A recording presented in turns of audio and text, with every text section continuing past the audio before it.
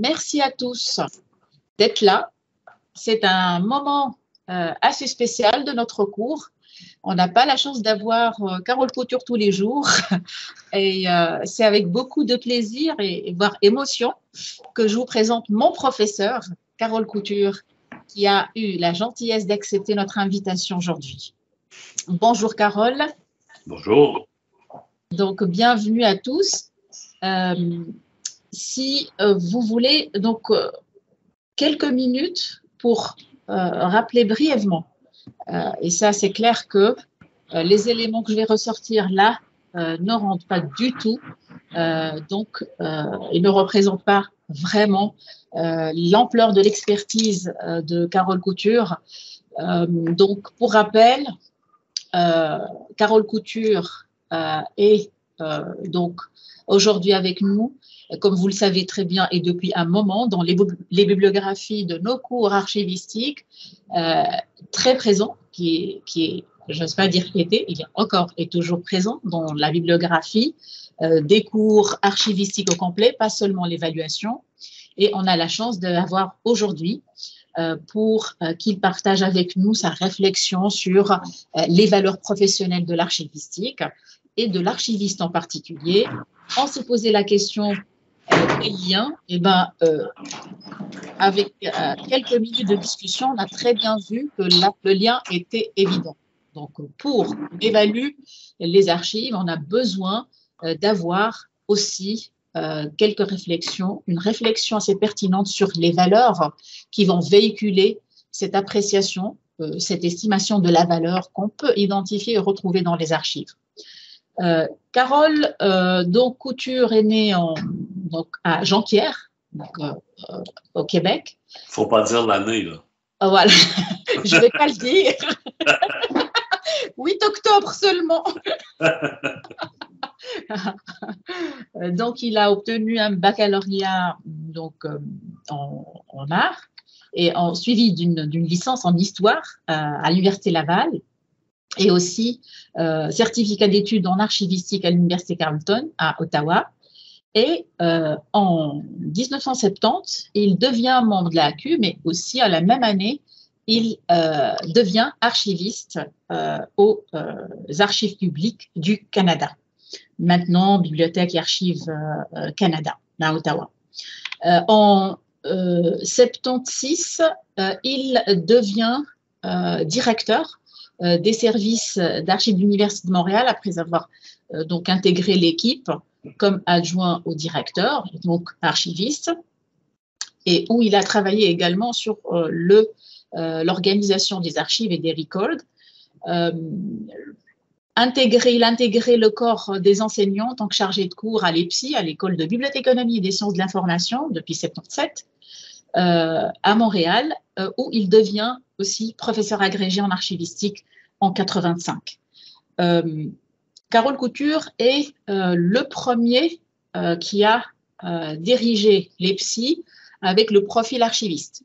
C'est quelque chose qu'il faut noter. Donc, ce n'est pas tous les jours qu'on a ce genre de positionnement par rapport à l'archivistique. Il est professeur agrégé en archivistique à l'EPSI depuis 1985 et puis professeur-chercheur en archivistique titulaire aussi en 1995. Il a eu des expériences et il a enseigné dans pratiquement toute la zone francophone où ses publications ont été traduites en plusieurs langues. Donc, actuellement, il est professeur retraité honoraire à l'École de bibliothéconomie et des sciences de l'information.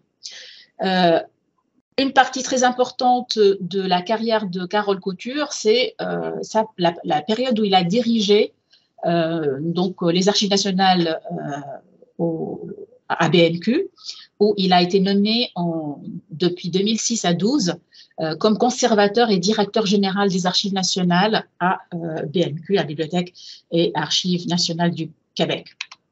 Donc, beaucoup d'implications, une présence internationale aussi bien académique que professionnelle, beaucoup d'implications au niveau de la francophonie en particulier, Il a eu des expériences très intéressantes et très remarquables au niveau du Conseil international et en particulier dans d'autres entités comme l'Association internationale des archivistes francophones et le PIAF, évidemment. Donc, c'est définitivement, ces quelques informations ne rendent absolument pas le profil qu'on a aujourd'hui avec Carole Couture. Sans plus tarder, je vous rappelle qu'on va avoir une première partie avec la présentation de Carole Couture, où il va donc nous faire part de ses réflexions autour des valeurs professionnelles de l'archiviste.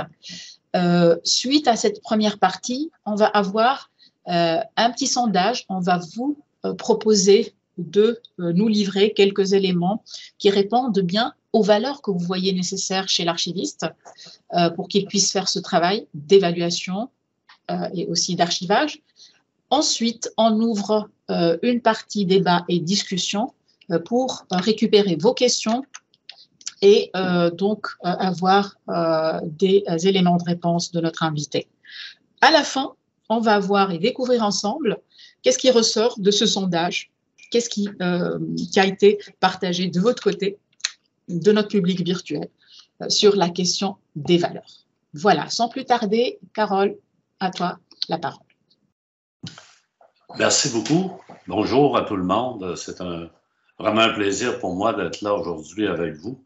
Je remercie particulièrement Basma d'avoir eu la gentillesse de m'inviter à vous rencontrer. Je remercie aussi Aimé qui est là pour nous aider à faire en sorte que tout fonctionne bien. Alors, un grand merci à vous deux et un grand merci à vous tous aussi. Cela me touche vivement d'être avec vous aujourd'hui. Vous savez, à un certain âge, les archivistes, comme tout le monde, on se demande est-ce que nos propos peuvent toujours intéresser les gens, surtout quand on s'adresse à un jeune public. Alors, je ne dis pas que ce sera intéressant à l'avance, on verra à la fin, mais en tout cas, en ce qui me concerne, c'est vraiment un plaisir d'être là avec vous aujourd'hui.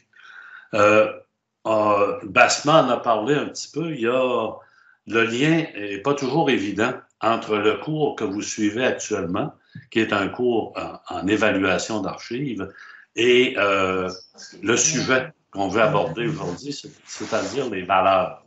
Les valeurs quelles peuvent être les valeurs qui vont guider l'archiviste professionnel dans son fonctionnement.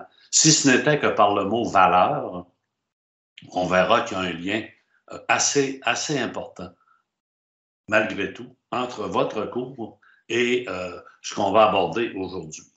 L'objectif de cette rencontre que j'appellerais outre-Atlantique, grâce au nouveau mode de fonctionnement, nouveau mode d'intervention qu'on peut avoir, j'ai deux objectifs ou deux buts que je vous propose.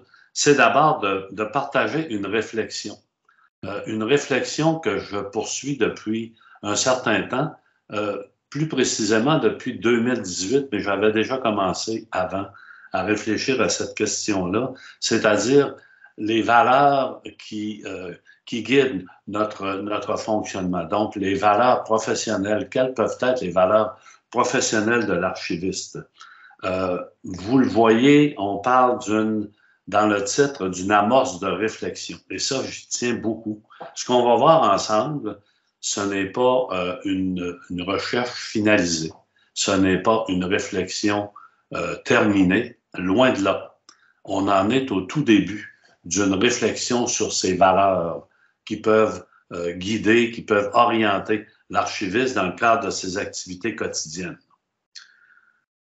Deuxième but, c'est donc dans un premier temps de partager cette réflexion et dans un deuxième temps de faire en sorte d'amorcer chez vous, pour chacune de vos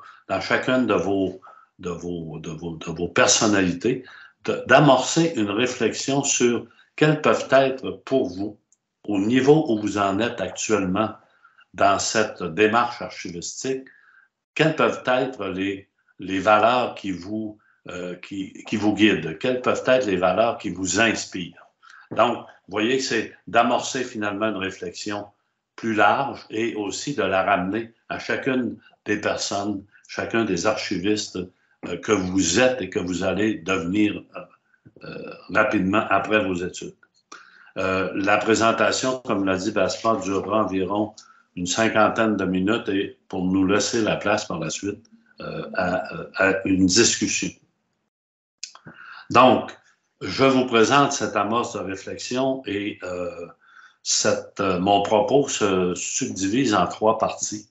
On va essayer d'aller du plus général au plus particulier parce que le concept de valeur, c'est quelque chose qu'il faut s'approprier. C'est une façon de voir une démarche professionnelle et c'est important de partir du plus large pour aller au plus précis, donc du plus général au plus particulier.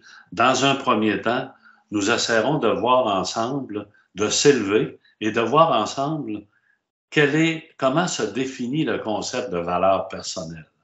Qu'est-ce que c'est des valeurs? Comment on peut définir, comment on peut circonscrire des valeurs personnelles?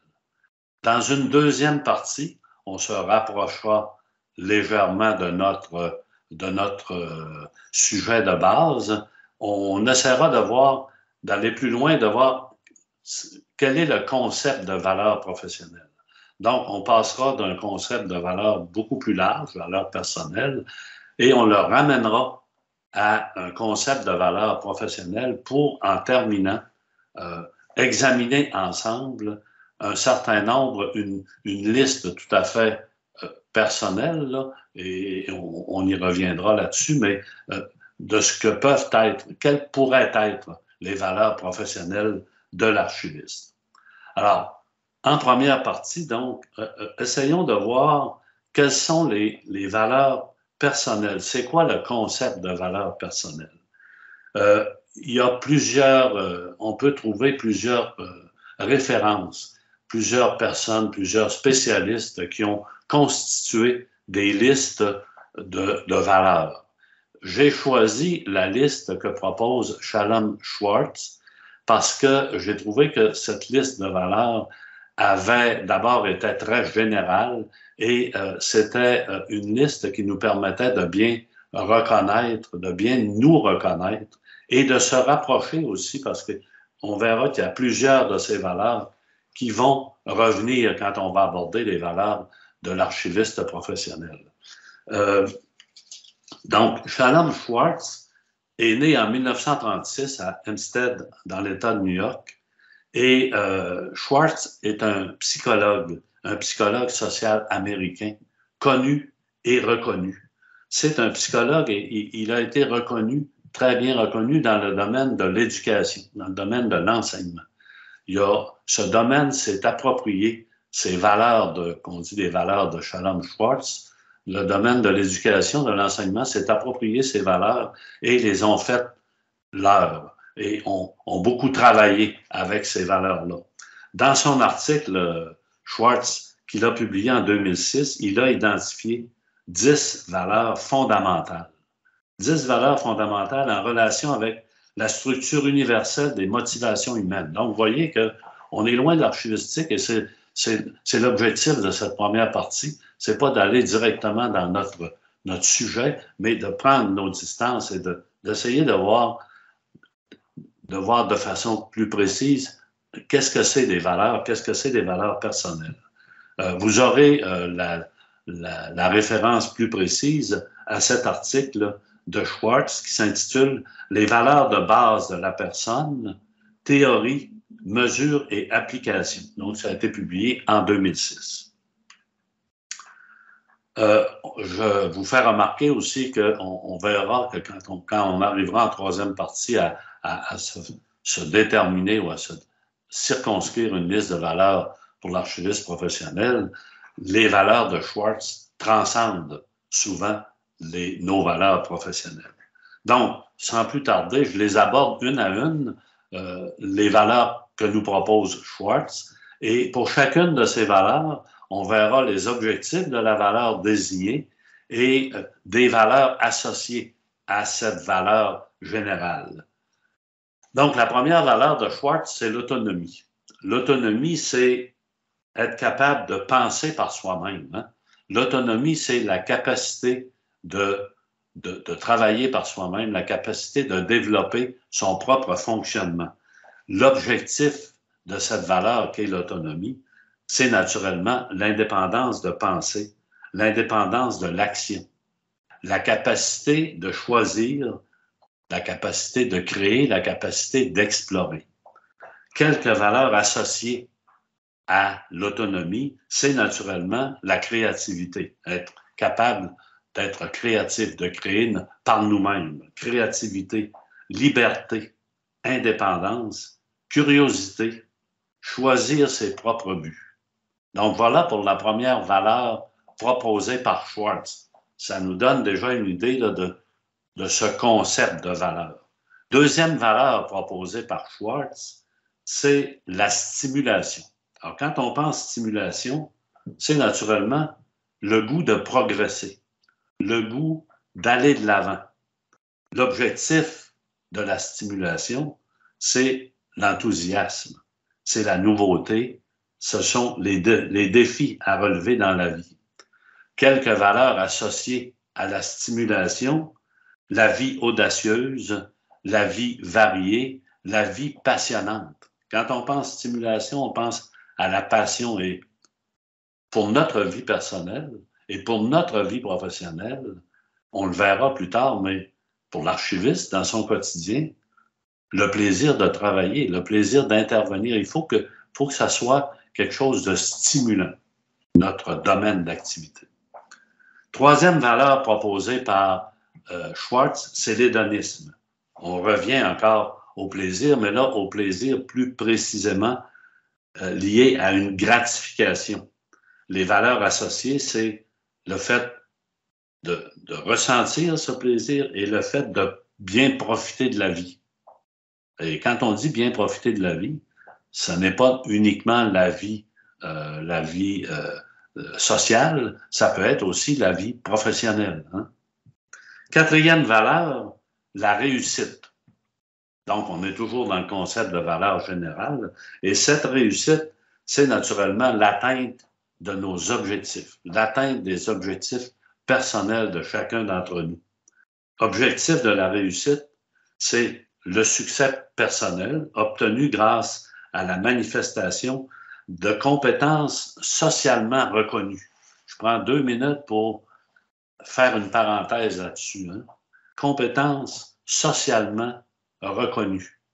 Quand on le verra, quand on abordera le troisième point, mais pour les archivistes, est-ce que notre compétence, est-ce que nos compétences, est-ce que nos expertises sont socialement reconnues, suffisamment bien reconnues? Alors, c'est un élément qu'on devrait retenir. Alors, quand on pense à la réussite, c'est véritablement cet élément-là qui est important. Quelques valeurs associées à la réussite, c'est l'ambition, c'est l'orientation vers le succès, la compétence, l'influence. Est-ce que nos interventions, est-ce que notre travail, est-ce que par notre travail, on peut influencer l'institution où on se trouve, influencer les spécialistes qui nous entourent, influencer le déroulement de la vie institutionnelle. Cinquième valeur que propose Schwartz, c'est le pouvoir. Alors, le pouvoir, je pense qu'il y a des aspects positifs et il y a aussi des aspects négatifs quand on pense au pouvoir. Et on l'a vu un peu quand on a parlé de la réussite, c'est l'influence qu'on peut avoir. Est-ce que notre influence sera suffisamment présente pour nous donner ce pouvoir d'intervention? Vous voyez, j'ai oublié de le mentionner au départ, mais il peut arriver que j'ai, non pas des blancs de mémoire, mais que j'ai l'air à chercher mes mots. Je m'en excuse. Ça fait déjà un bon bout de temps que j'ai quitté l'enseignement et je suis un peu comme le vieux joueur de tennis. Je cherche mes marques de temps à autre. je, je dois affiner mes réflexes, retrouver mes réflexes, mais ça va passer. Donc, je reviens avec le pouvoir. Je m'excuse d'avoir l'air à me chercher un peu, là. Alors, le pouvoir, l'objectif du pouvoir, c'est le statut social prestigieux, le contrôle des ressources. Ça peut être aussi quelque chose d'un peu un peu moins positif, comme aller vers la domination des personnes. Des valeurs associées, c'est l'autorité, naturellement, le pouvoir, le leadership. Et ça, dans notre fonctionnement, quelle que soit l'institution et quelle que soit la profession qu'on pratique, le leadership est extrêmement important. Ça peut être aussi la dominance, qui n'est pas nécessairement un élément qui sera toujours un élément positif. Sixième valeur que propose Schwartz, c'est la sécurité. Quand on pense à sécurité, on pense à stabilité. Donc, sûreté, harmonie et stabilité de la société. Stabilité entre les groupes et stabilité de l'individu. Notre stabilité, la stabilité de soi-même. Les valeurs associées, on pense à la stabilité de l'ordre social, à la santé, au sentiment d'appartenance. J'insiste sur cet élément-là qui est le sentiment d'appartenance. On va y revenir aussi. Pour nous, les archivistes, comme d'autres personnes, d'autres spécialistes, mais on doit développer un sentiment d'appartenance à notre profession, un sentiment d'appartenance à notre discipline.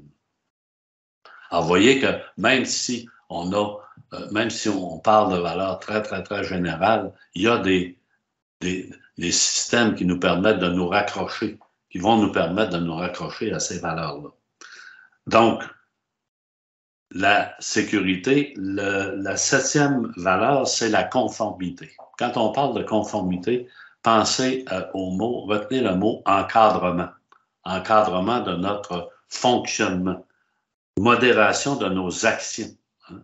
Faire en sorte que le travail qu'on fait va être normalisé, va être conforme à un certain nombre de données sur lesquelles on va s'entendre au plan professionnel pour faciliter notre fonctionnement et faciliter l'utilisation du travail qu'on aura fait.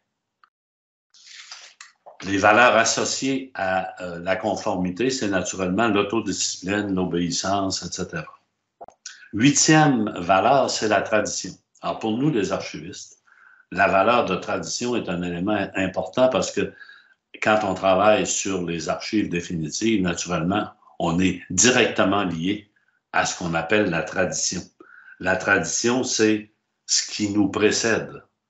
Et c'est d'être en mesure de respecter ce qui nous précède. Et pour nous, les archivistes, c'est d'être en mesure de transmettre de façon compétente tout ce qui s'est fait avant nous. Et ça, les archives, c'est justement une des missions importantes des archives et de l'archiviste. Donc, l'objectif de la tradition, c'est le respect, l'engagement et l'acceptation des coutumes, des idées soutenues par notre culture ou par notre religion, si vous voulez. Valeurs associées, humilité, dévotion, respect de la tradition, modération. Neuvième valeur de Schwartz, c'est la bienveillance. Et encore ce matin, j'entendais à la radio et je voyais à la télé. C'est un mot qui est très à la mode, hein, la bienveillance, dans une période dont on essaie de sortir actuellement quand on pense à la COVID, et une période où on est en train de connaître une guerre en Ukraine qui est quelque chose de vraiment difficile à vivre. La bienveillance, c'est la préservation. C'est l'amélioration du bien-être des personnes avec lesquelles on se trouve. Les valeurs associées, c'est la serviabilité, l'honnêteté, le pardon, la responsabilité, l'amitié. Donc, la bienveillance, on aura besoin aussi de cet élément-là. Enfin, la dernière valeur, c'est l'universalisme. Dernière valeur de Schwartz. Elle est un peu la valeur qui transcende les autres. C'est l'ouverture vers l'autre, la capacité de reconnaître ce que l'autre fait, ce que les autres font. C'est l'ouverture d'esprit. Donc, pour les objectifs, c'est la compréhension, l'estime, la tolérance et la protection du bien-être de tous et de la nature. Les valeurs associées que je l'ai mentionnées, c'est l'ouverture d'esprit, la sagesse, la justice sociale, l'égalité et la paix dans le monde. Donc, ça fait le tour de ce schème de pensée que nous a proposé Schwartz. Et je vous rappelle que l'objectif de cette première partie, c'était de nous familiariser avec le concept de valeur. Mais le concept de valeur qu'on va ramener, non pas, par exemple, comme ce que vous faites dans votre cours d'évaluation à des documents, mais de le ramener à notre profession, à notre discipline. Deuxième partie de la présentation, c'est de se rapprocher du domaine professionnel et d'aller maintenant vers ce que j'appelle le concept de valeur professionnelle. On parle d'un concept de valeur beaucoup plus général. Et là, on va essayer de voir qu'est-ce que c'est des valeurs professionnelles. Comment on peut faire le tour, comment on peut définir des valeurs professionnelles, comment on peut circonscrire des valeurs professionnelles. Pour arriver à ça, je vous recommande fortement de lire le texte de Bernard Dionne. Vous aurez les références à ce texte-là. Bernard Dionne est un professeur à l'École des bibliothécaires, archivistes et documentaristes à l'EBAD de l'Université de Dakar au Sénégal. Et en 2015, dans un texte qu'il a publié, il a défini le concept de valeur professionnelle. Et il a défini ce concept de valeur professionnelle pour les bibliothécaires. Mais comme nous faisons partie d'une famille de professionnels où nous sommes relativement près les uns des autres, on constatera que le concept de valeur professionnelle défini par Bernard Dionne s'applique très bien aux archivistes. Alors, pour bien comprendre ce concept de valeur professionnelle, je me permets de citer la définition qu'en a faite Bernard Dionne. Pour lui, les valeurs professionnelles, ce sont des principes. Donc, ce sont des principes, ce sont des croyances, ce sont des convictions qui guident le choix et les comportements des membres d'une profession dans l'exercice de leurs activités. Donc, des principes, des croyances, des convictions qui guident le choix et les comportements des membres d'une profession. On acquiert ces valeurs-là. Comment on va en faire l'acquisition? C'est par le biais de la socialisation professionnelle qui débute par la formation. Donc, ce que je vous propose, c'est qu'on va décortiquer, on va regarder ensemble de façon beaucoup plus précise chacun des termes utilisés par Bernard Dionne pour bien comprendre le concept de valeur professionnelle et le ramener à l'archivistique, rattacher cette définition-là à notre domaine d'activité, à notre discipline qui est l'archivistique et la profession d'archiviste. Alors, le premier terme, si vous voulez, c'est les principes. Hein? On dit les valeurs professionnelles sont des principes. Est-ce qu'en archivistique, on a des principes? Est-ce qu'en archivistique, on peut faire valoir des principes qui vont guider notre fonctionnement dans notre quotidien? Alors, je vous donne un exemple, et je n'en citerai qu'un seul, et c'est l'exemple par excellence. Notre principe fondateur qui guide l'archiviste, c'est le respect des fonds. Alors, on a plusieurs principes, mais ce qui est important, c'est de voir que pour nos valeurs professionnelles, quand Dionne nous dit que ce sont des principes, bien, on a notre principe fondamental qui est le principe de respect des fonds. Donc, on peut trouver à partir de nos principes, en voyant cet exemple-là, à partir de nos principes, on peut voir des valeurs professionnelles. Deuxième élément, c'est les valeurs professionnelles sont des croyances. Est-ce que nous, les archivistes, pouvons faire valoir ou avons des croyances qui vont nous permettre d'identifier des valeurs qui vont sous-tendre la profession d'archiviste? Je vous donne 3 exemples de croyances que les archivistes partagent, de certitudes que les archivistes partagent. Premier exemple, les archives sont un témoignage privilégié des activités de la société. Alors, c'est une croyance, c'est une certitude que tous les archivistes partagent, dans le sens que les archives sont le témoignage privilégié des activités de la société. Et ça on peut faire un lien direct avec le cours que vous suivez actuellement sur l'évaluation des archives. L'objectif des compétences dont vous faites l'acquisition, c'est justement de déterminer quelles sont les archives qui vont témoigner de façon probante de toutes les activités de la société qui vous entoure. Donc, c'est une première croyance qui fait en sorte qu'on peut voir que nous aussi, on peut avoir dans nos valeurs professionnelles des croyances, des certitudes. Deuxième exemple, le numérique a profondément changé nos actions et nos interventions professionnelles. Moi, j'ai commencé à travailler dans le domaine des archives en 1970. Je dis bien, pas 1870, 1970. En 1970, on pratiquait une archivistique de papier. C'est pas péjoratif ce que je dis là. C'est pas, je porte pas un jugement, mais on pratiquait une archivistique de papier. C'était le support général qui était utilisé. On est passé maintenant à un support qu'on appelle le support numérique. Et ce support numérique n'a pas fait en sorte que par exemple, nos principes de base n'ont pas changé. On n'a pas jeté nos principes à la poubelle et recommencé à neuf, mais il a fallu les adapter. Hein? Le numérique a profondément changé nos actions. C'est une croyance, c'est une certitude qu'on a en archivistique. Troisième exemple, et là, j'utiliserai quelque chose qui est très près du cours que vous suivez actuellement, l'évaluation est le noyau dur de l'archivistique contemporaine. Voilà une autre croyance, une autre certitude qu'on partage, c'est que l'évaluation, c'est le noyau dur de l'archivistique contemporaine. En fait, toutes les fonctions, les autres fonctions archivistiques, les travaux qu'on fait en archivistique sont tous liés avec l'évaluation, c'est-à-dire sont dépendants de l'évaluation qu'on va faire des archives. Ils se rattachent aux archives qu'on va avoir évaluées. Donc, on a des principes, on a des croyances, des certitudes. Est-ce qu'on a des convictions? Parce que Dionne nous dit, les valeurs professionnelles, ce sont aussi des convictions. On va essayer de voir deux exemples de convictions que partagent les archivistes.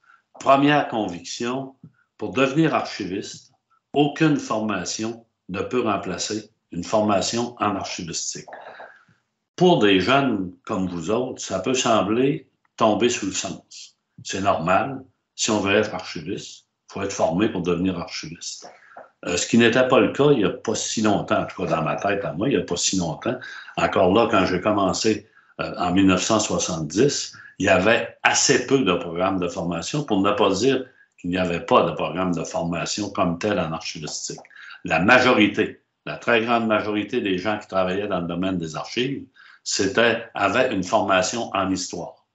Donc, on pouvait intervenir dans le domaine des archives à l'époque sans avoir une formation en archivistique, ce qui est à peu près impossible à concevoir aujourd'hui.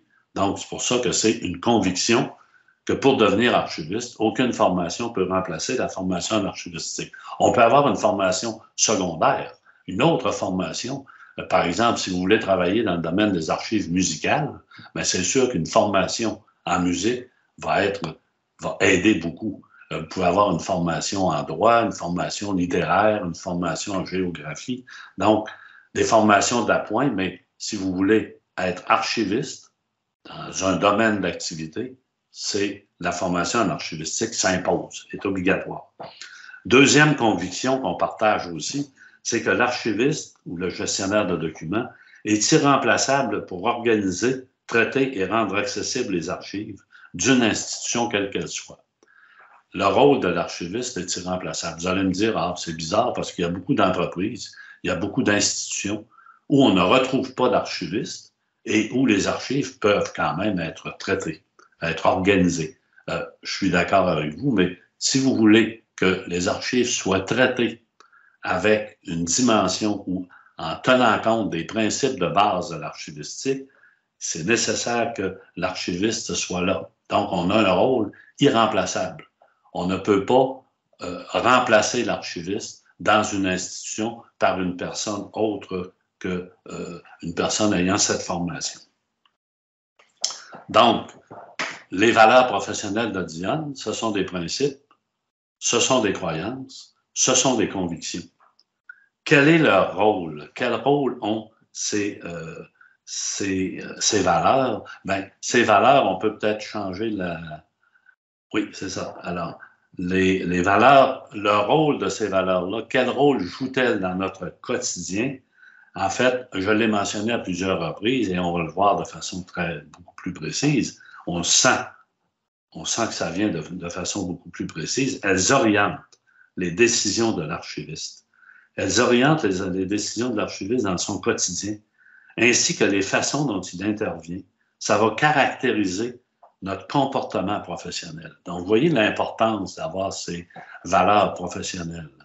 C'est elles qui vont orienter notre fonctionnement, notre travail quotidien. Comment on peut acquérir ces valeurs professionnelles, toujours selon Diane? Bien, on peut les acquérir par la socialisation professionnelle. L'archiviste fait de la socialisation professionnelle quand il participe à des congrès de son domaine d'activité, des congrès, des colloques, en étant membre d'associations professionnelles, en participant à des activités de formation continue. C'est la façon qu'on a d'acquérir ces valeurs professionnelles.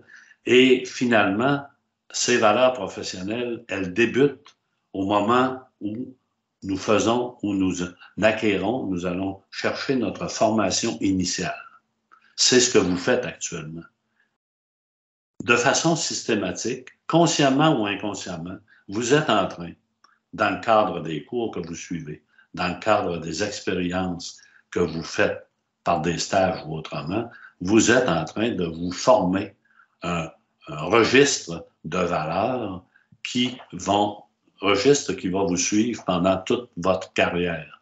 La seule chose, ce qui arrive souvent, c'est qu'on ne prend pas le temps d'amorcer une réflexion sur ces valeurs-là. On n'a pas eu le temps de définir très précisément quelles sont les valeurs qui nous motivent dans notre fonctionnement. Ça nous amène à la troisième partie de la présentation, et là, on aborde véritablement les valeurs professionnelles de l'archiviste. Quelles peuvent être les valeurs professionnelles de l'archiviste? Rappelons-nous que plusieurs des valeurs qu'on va voir ensemble se retrouvent dans celles qu'a décrites Schwartz et sont conséquentes, vont être conséquentes avec la définition du concept de valeur que nous a fourni Bernard Diane. Alors, la première valeur que je vous propose, mais naturellement, l'ordre que vous avez là, c'est un ordre, je dirais, personnel. On pourrait les mettre dans un autre ordre. Ça ne va pas nécessairement du plus important au moins important. C'est une façon d'aborder la question. On pourrait avoir aussi d'autres données. Hein. C'est bien ce que je vous dis depuis le début, c'est une amorce de réflexion. Ces valeurs-là, on pourrait la modifier, la liste, on pourrait en ajouter sûrement, et on pourrait la calibrer aussi, ce qu'on essaiera de faire ensemble par le sondage qu'on fera à la suite de la présentation. Donc, on décrit rapidement les valeurs professionnelles. Quelles peuvent être les valeurs professionnelles de l'archiviste? La première valeur que je veux qu'on examine ensemble, c'est la professionnalisation. C'est la valorisation de notre profession. C'est une valeur qui, pour moi, est fondamentale en archivistique. Et pour atteindre cette valeur, pour atteindre cette valorisation de la professionnalisation, il faut reconnaître l'importance d'un certain nombre d'éléments. Premièrement, l'importance de la préparation scientifique et professionnelle, l'importance de la formation que vous faites actuellement. Reconnaître l'importance de cette formation-là, l'importance de la formation scientifique et professionnelle, de l'enseignement, l'importance de la recherche, l'importance du développement dans le domaine des archives. Tout ça pour accéder à la profession d'archiviste. Deuxième élément de la professionnalisation, c'est la formation continue. Bientôt, vous allez avoir terminé vos études, ça ne s'arrêtera pas là. C'est un début. La profession d'archiviste, la discipline qui est l'archivistique, va continuer à évoluer. On l'a vu tout à l'heure, on est passé d'une archivistique de papier à une archivistique du numérique. C'est une évolution importante. Quand on termine, une fois qu'on a terminé nos études, il faut continuer à suivre l'évolution de notre discipline et ça, on y arrive par la formation continue. Donc, la formation continue, c'est un élément fort de la professionnalisation.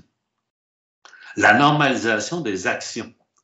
Donc, on a vu tout à l'heure, on a parlé de conformité quand on examinait les valeurs de Schwartz. Donc, la normalisation de nos actions, c'est un élément qui est extrêmement important dans la professionnalisation.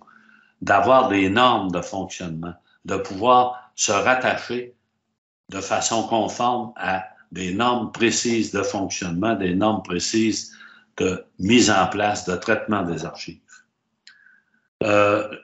L'autre élément, le développement et l'application de nos principes fondamentaux, de normes, de pratiques et de méthodes reconnues.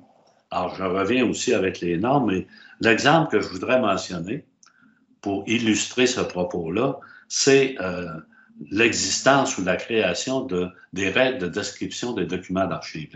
Au Canada, on appelle ça les RDDA. Du côté européen, c'est plus les ISAG. Imaginez-vous que je reviens aux années 70. Quand j'ai commencé mon travail d'archiviste, il n'y avait pas de règles de description. Chacun décrivait les archives selon son bon vouloir.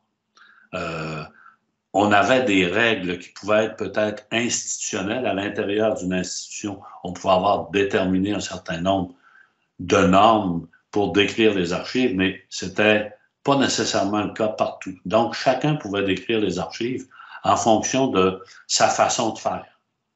Quand on a créé les règles de description des documents d'archives, je me souviens que beaucoup d'archivistes nous disaient « ben c'est un peu dommage parce que ça éteint notre créativité. Hein? » On devenait beaucoup moins créatif, on suivait les règles existantes, mais imaginez-vous que la créativité ne donnait pas des résultats qui étaient toujours heureux, et chacun avait, avec sa façon de décrire les documents, au bout de la ligne, ça donnait un produit qui était un petit peu aléatoire. Donc, tout ça pour dire que c'est un autre élément de la professionnalisation, d'avoir des règles de base, de conformité. Et le dernier élément que je voudrais mentionner sous la professionnalisation, c'est le développement de la discipline. La discipline archivistique n'est pas une discipline statique. C'est une discipline qui évolue constamment et cette évolution, elle se fait par la recherche. Donc, les profs en archivistique ont cette responsabilité, les professeurs, les enseignants, mais aussi les praticiens, de faire en sorte de poursuivre l'évolution de la discipline archivistique. Et ça, on y arrive par la recherche.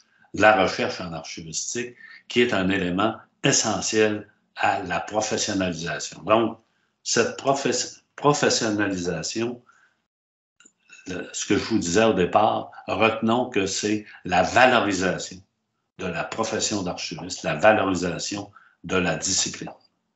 Deuxième valeur qui est importante selon moi, et elle est très importante en archivistique et pour les archivistes, c'est la confiance en soi, la sûreté de l'intervention, être conscient de la valeur de l'expertise de l'archiviste. Et ça, je prends 2 minutes pour dire que on a des problèmes avec ça en archivistique. On rencontre souvent des gens dans notre domaine d'activité qui n'ont pas suffisamment de confiance en eux-mêmes pour être en mesure de bien expliquer et de bien mettre en valeur l'expertise de l'archiviste. Ça se traduit par la capacité de travailler avec des professionnels d'autres domaines d'activité sur un pied d'égalité. Je vais dire le gros mot, sans complexe d'infériorité. Ça s'explique peut-être par l'émergence de notre domaine d'activité. Vous savez, l'archivistique, c'est une discipline, c'est une petite jeune, comme on pourrait dire. Elle est relativement jeune comme discipline. Et souvent, on rencontre ce fait-là qu'on est un petit peu... on a un peu de difficulté à s'imposer. Donc, la confiance en soi, c'est d'être capable d'être autour d'une table avec des spécialistes d'autres domaines d'activité. Et si vous voulez que les autres aient confiance en votre intervention, il faut que vous soyez le premier à avoir confiance dans votre intervention. Sinon, on est un petit peu en retrait et on a de la difficulté à s'imposer dans le bon sens du terme. Et on parlait tout à l'heure, quand on abordait les valeurs de Schwartz, de la capacité de leadership. Hein? Donc, la confiance en soi, c'est directement lié avec le leadership. Et c'est lié aussi avec l'autonomie de la profession. Notre profession est autonome et ça mène à la capacité d'échanger sur un pied d'égalité avec nos collègues d'autres disciplines. Et ça m'amène à la troisième valeur, qui est l'interdisciplinarité. Donc, on n'est pas seul. Les archivistes ne sont pas seuls dans leur coin à intervenir sur les archives. De plus en plus, on travaille maintenant avec d'autres domaines d'activité. L'interdisciplinarité, c'est de faire travailler ensemble des personnes ou des équipes issues de diverses disciplines scientifiques. On va être appelé à travailler, vous allez être appelé à travailler avec toutes sortes d'autres personnes dans le cadre de vos activités. Et ça, c'est très important de faire partie de cet ensemble-là. Et je vais prendre quelques minutes pour parler de la philosophie avec laquelle on doit, nous, aborder l'interdisciplinarité. Moi, je parle d'harmonisation et je mets en parallèle ou pas en contradiction, mais en tout cas, je fais la part des choses entre l'harmonisation et l'intégration en insistant sur ce que j'appelle le respect des spécificités des disciplines. Quand on parle d'interdisciplinarité, il faudra que l'archiviste soit en mesure d'assurer le respect des spécificités de sa discipline. Et je vais vous donner un exemple, ça va nous permettre de mieux comprendre ce que je veux dire quand je parle d'harmonisation. Bibliothèque et Archives nationales du Québec, c'était d'abord 3 institutions différentes. On avait d'une part la Grande Bibliothèque, la Bibliothèque nationale du Québec et les Archives nationales du Québec. Dans un premier temps, il y a eu une fusion entre la Grande Bibliothèque et la Bibliothèque nationale pour créer une nouvelle institution qui fusionnait les deux, qui s'est appelée la Bibliothèque nationale du Québec. Donc, on a conservé le nom Bibliothèque nationale. Jusque-là, tout va bien. Ce sont des bibliothécaires qui travaillent ensemble, des bibliothécaires qui viennent d'un domaine d'activité plus orienté vers la diffusion de matériel plus contemporain, la Grande Bibliothèque, et des bibliothécaires qui travaillent de façon plus précise sur l'aspect patrimonial, l'aspect, si vous voulez, dépôt légal, la Bibliothèque nationale. Donc, on met ces 2 entités-là ensemble et par la suite, le gouvernement nous demande, est-ce que vous pensez qu'il serait possible de mettre ensemble les 2 institutions que sont Bibliothèque nationale et Archives nationales du Québec? Alors, moi, je suis arrivé exactement à ce moment-là, en 2006. On m'a demandé, je quittais l'université et je m'en allais pour une belle retraite, et on m'a proposé de faire partie d'une équipe où on travaillerait à fusionner les 2 institutions, Bibliothèque nationale et Archives nationales. Ce que j'ai accepté. Et ce qui a été un élément, une partie de ma carrière tout à fait intéressante, un défi extrêmement intéressant. Mais la condition que j'avais mise, c'était de dire, moi, si je travaille dans ce cadre-là, je voudrais qu'on puisse travailler et le faire avec une philosophie d'harmonisation de nos professions. Harmonisation entre les bibliothécaires et les archivistes. Et dans ma tête, ce que ça voulait dire, c'était le respect des spécificités des 2 disciplines. On y est arrivé et on a fait travailler ensemble, encore maintenant à Bibliothèque et Archives nationales du Québec, les bibliothécaires et les archivistes travaillent ensemble, mais dans le respect de leurs spécificités. Je vais Un exemple qui illustre bien ces spécificités-là, il y en a plusieurs, mais celui qui est très probant, c'est d'un côté, vous avez des bibliothécaires, dont l'unité de travail de base. Pour le bibliothécaire, l'unité de travail, c'est le livre. Quel que soit le support, c'est le livre numérique ou le livre papier. Pour l'archiviste, l'unité de travail, c'est le fonds d'archives.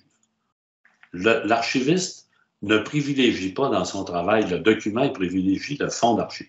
Vous avez là deux disciplines qui ont deux entités différentes qui sont leur base de travail. Alors, quand on parle de spécificité des disciplines et d'harmonisation, c'est de faire en sorte que les archivistes et les bibliothécaires travaillent ensemble sur des projets communs dans une même institution, mais en respectant leurs spécificités.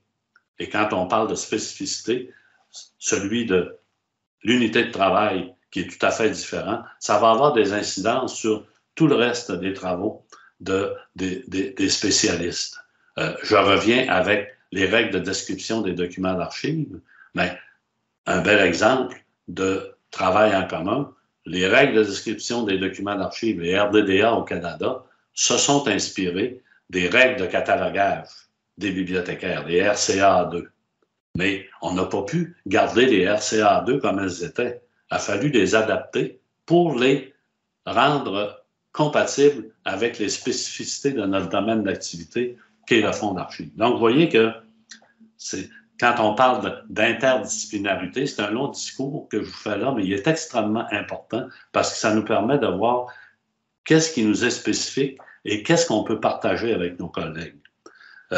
Donc, à BANQ, on a appliqué cette philosophie d'harmonisation, alors qu'à BAC, Bibliothèque et Archives Canada, eux, ont fait la fusion des deux institutions de la Bibliothèque nationale du Canada et des Archives nationales du Canada quelques années plus tôt. Et ils ont essayé, eux, d'appliquer une autre philosophie. Et là, ce n'est pas un jugement de valeur que je porte, mais c'était plutôt l'intégration. Nous, c'était l'harmonisation. Eux, on dit, on va intégrer. On va intégrer les archivistes et les bibliothécaires. On va intégrer la bibliothéconomie et l'archivistique de façon à ce qu'un archiviste soit un bibliothécaire et qu'un bibliothécaire soit un archiviste. Ça n'a pas fonctionné. Ils ont été obligés de revoir un petit peu leur fonctionnement. Et je serais tenté de dire, ça ne veut pas dire que dans 50, 60, 90 ans, ça ne sera pas possible, mais pour le moment, ce n'était pas possible de faire ça. C'est pas possible.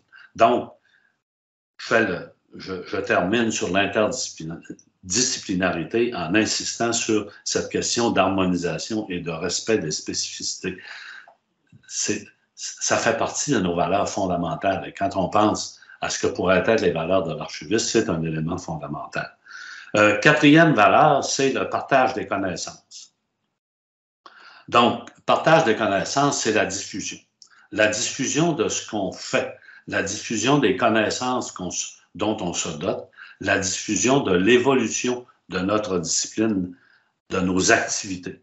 C'est l'échange entre professions, de la gestion de l'information et avec tout autre domaine pouvant enrichir notre fonctionnement. C'est que quand on pense à partage de connaissances, c'est pas juste d'aller chercher des connaissances qui vont améliorer notre fonctionnement, mais c'est que nous aussi, on peut apporter des connaissances qu'il faut donner accès à ces connaissances-là à nos collègues d'autres domaines d'activité. Je reviens avec la bibliothéconomie et l'archivistique. L'archivistique a développé des connaissances et des compétences particulières en ce qui concerne tout l'aspect de préservation et de conservation. Le bibliothécaire a développé des connaissances approfondies dans le domaine de la diffusion. Quand on fait travailler ensemble des bibliothécaires et des archivistes dans des comités ou sur des projets, l'archiviste va apporter ses compétences en conservation et en préservation dans le projet. Le bibliothécaire va apporter ses connaissances en diffusion et ça va faire des projets qui vont véritablement être valorisés. Il y a une valeur ajoutée à ces projets-là. Et quand on parle de partage de connaissances entre bibliothécaires et archivistes, ça va être avec toutes sortes d'autres domaines, par exemple avec les informaticiens, avec des gens du domaine du droit, etc. Donc, partage de connaissances, les échanges entre professionnels. Le regroupement, cinquième cinquième valeur que je vous propose, quand on pense à regroupement, c'est les réseaux. Là encore, quand j'ai commencé dans le domaine, les réseaux n'étaient pas très, très existants. Maintenant, vous faites partie. L'archivistique fait partie, c'est doté d'un réseau, autant un réseau local, régional, national qu'international. Vous faites partie d'un ensemble. C'est important de faire partie, d'être actif dans ces réseaux-là, de faire partie d'un ou de plusieurs groupes professionnels. Et pas juste au niveau local, mais au niveau national, au niveau international. L'importance, ça va développer chez vous l'importance du sentiment d'appartenance. Vous allez ressentir un sentiment fort d'appartenance. Je vous donne un exemple. En 1992, c'est toujours des vieilles affaires, hein, parce que moi, je suis un vieux monsieur. Donc, 1992, se tient à Montréal le Congrès international des archivistes. 3000 archivistes qui se retrouvent dans un centre de congrès et j'avais fait, à l'époque, j'avais proposé à tous mes étudiants de participer à ce congrès-là, d'une façon ou d'une autre, que ce soit comme bénévole ou autrement. Et j'aimerais que vous ressentiez le sentiment d'appartenance que ces jeunes archivistes en devenir avaient ressenti à ce moment-là, d'être avec 3000 personnes qui partagent les mêmes intérêts, qui font les mêmes interventions, qui ont les mêmes préoccupations. Alors que souvent, on est dans des petits groupes et on se sent isolé. Mais dites-vous qu'il existe le réseau des archivistes, le réseau de l'archivistique existe et que ça développe le sentiment d'appartenance. Et ça, c'est directement lié avec ce qu'on disait tout à l'heure quand on parlait de professionnalisation et de confiance en soi. Ça développe la fierté professionnelle. Quand on sent qu'on appartient à un grand groupe, ça nous donne une fierté professionnelle qui va nous aider à améliorer la confiance qu'on peut avoir dans notre fonctionnement. Donc, le regroupement. La sixième valeur que je vous propose, elle est directement liée avec les archives. C'est le témoignage. Là, c'est une valeur qui est liée avec l'objet de nos activités, c'est-à-dire les archives qui témoignent de l'ensemble des activités de la société, tant pour des fins de gestion que pour des fins patrimoniales. L'évaluation des archives que vous étudiez actuellement, ça doit viser cette finalité du témoignage. Donc, pour l'archiviste, puis on le voyait quand on parlait du concept de valeur professionnelle de Dionne, le témoignage, c'est directement lié avec le concept de respect des fonds et c'est une valeur qui transcende, si vous voulez, les valeurs professionnelles de l'archiviste. Septième valeur, c'est l'approche ou la vision holistique de l'archivistique contemporaine. Donc, c'est primordial que vous ayez une appréhension vraiment large de votre domaine d'activité. L'archivistique contemporaine s'intéresse à tout le cycle de vie des archives. Qu'on pense aux archives courantes, aux archives intermédiaires ou aux archives définitives. C'est important de bien avoir ça, de toujours avoir ça en tête, cette approche universaliste aussi, de tous les supports confondus, que ce soit le support papier, le support numérique. Vous êtes intéressé, vous devez vous intéresser à l'ensemble du cycle de vie, de l'ensemble des supports que vous allez traiter. Et c'est ce que j'appelle l'archivistique intégrée. Vous allez probablement, selon l'entreprise où vous aurez à travailler, peut-être à un moment donné vous spécialiser ou peut-être même vous surspécialiser. Vous deviendrez peut-être un archiviste responsable des archives d'une période très précise avec une période très précise d'archives de tel pays, de tel domaine, etc. Descendre comme ça dans la spécialité. Retenez toujours une chose, c'est que vous êtes un archiviste et vous devez toujours être en mesure de comprendre d'où viennent ces archives sur lesquelles vous travaillez, même si vous êtes ultra spécialisé. Donc, c'est l'approche intégrée, de toujours avoir en tête que ces archives-là sur lesquelles vous travaillez, ils viennent de quelque part. Ils ont été créés et ils sont devenus peut-être à un moment donné archives définitives, mais de bien appréhender l'ensemble de votre activité et de toujours garder en tête le caractère essentiel du travail en amont. Alors, c'est pour ça que c'est important d'avoir cette approche holistique. Le travail en amont, c'est la façon de s'assurer que les archives, par exemple, définitives, auront été traitées de bonne façon, dès le départ. Avec les archives numériques, si l'archiviste n'est pas impliqué dès le départ, au moment où les archives sont créées, au moment où l'information est créée, on n'arrivera jamais à imposer nos façons de faire. Il faut vraiment être à la table quand les décisions se prennent. Ça, c'est pas simple, hein? L'intervention en amont, c'est quelque chose, c'est facile à dire, mais c'est directement lié avec la professionnalisation, c'est-à-dire la valorisation de notre expertise, la sûreté qu'on a que notre expertise a une grande valeur, la confiance que nous avons en nous-mêmes pour être en mesure d'intervenir en amont sur la gestion des archives. Dernière valeur que je vous propose, c'est l'intégrité. L'intégrité dont doivent faire preuve les institutions. Vous pourriez être tenté de me dire, mais qu'est-ce que ça a à voir avec l'archiviste? Est-ce que, en plus de tout le reste, nous devons être responsables de l'intégrité de notre institution? C'est pas le cas, mais ce qui est important de retenir, c'est que l'intégrité de l'institution où vous allez aller travailler, c'est directement lié avec la bonne gouvernance et avec la transparence. Et la bonne gouvernance d'une institution, la transparence d'une institution, c'est directement lié avec l'organisation des archives, parce que la vérification de cette bonne gouvernance, la vérification de la transparence, ça se fait par les archives, quel que soit le support concerné. Ça se fait par la bonne tenue des archives de l'institution dans laquelle vous travaillez. Donc, c'est directement lié avec l'honnêteté et l'intégration des institutions. Alors, on n'est pas les seuls, naturellement, à assurer l'intégrité de l'institution où on intervient, mais les archives sont le moyen privilégié pour vérifier cette intégrité-là.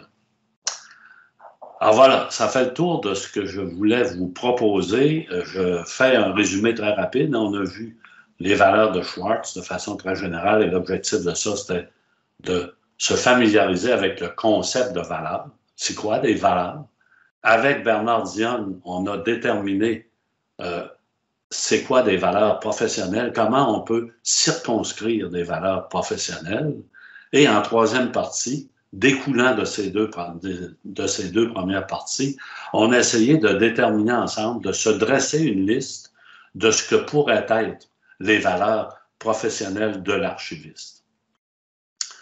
En conclusion, c'est vraiment en guise de conclusion, parce que vous verrez que je termine mon propos, non pas en vous proposant quelque chose de terminé, mais je termine mon propos par deux questions.